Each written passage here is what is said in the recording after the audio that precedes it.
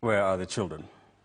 Now, Kenyans can't breathe a sigh of relief after members of the National Assembly proposed to zero-rate the inputs on maize flour and wheat flour, which will see the prices of commodities, including bread, go down. While debating the Finance Bill of 2021, the legislators also proposed to remove the 15% excise duty that had been proposed by the Ministry of Finance on motorcycles, commonly referred to as bodabodas. However, it was not so rosy for the betting companies after MPs proposed to increase taxes on winnings, up from the proposed 20% to 35%.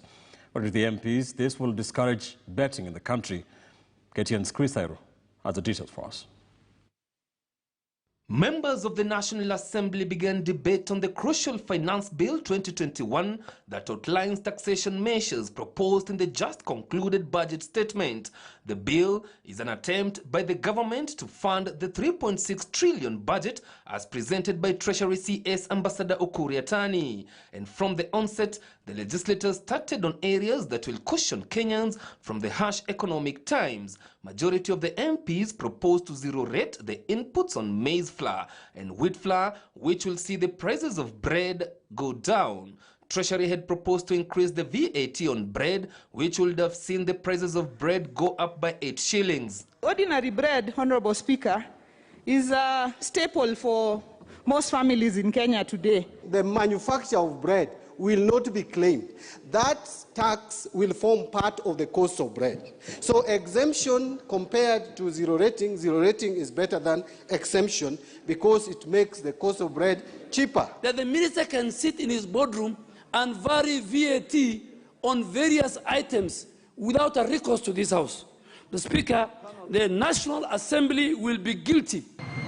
It was also a reprieve for the millions of bodaboda operators across the country after the legislators proposed to remove the 15% excess duty on the motorcycles. According to the MPs, majority of the youths depend on bodabodas as their source of income, given that the number of unemployed continues to soar. Unajua wengi wanachukua bodaboda kwa deni ili waweze wanaposafirisha watu wanatengeneza pesa ili waweze kulipia.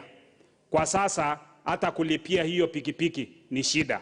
I do pray that these amendments shall be taken into consideration because, Mr. Speaker, if they are not, some of us will have no option but to not pass this finance bill.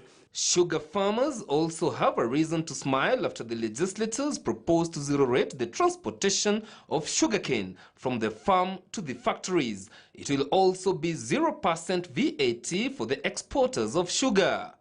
However, it will not be that rosy for the betting companies after the legislators proposed to increase the tax taxed on winners up from 20% to 35%.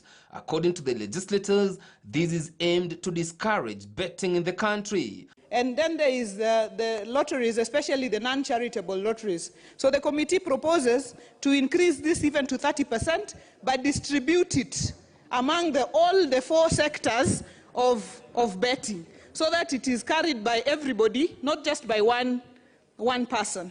Taxation on telephone and internet data services is also set to be increased from a 15% excess duty to 20%. Those also importing sugar will have to dig deep into their pockets after MPs proposed to increase the price of imported sugar up from 20 shillings a kilo to 35 shillings a kilo. The move is aimed at cushioning cane farmers. These are some of the proposals set to be debated and approved by members of parliament when amending the Finance Bill 2021. Chris Dairo, KTN News.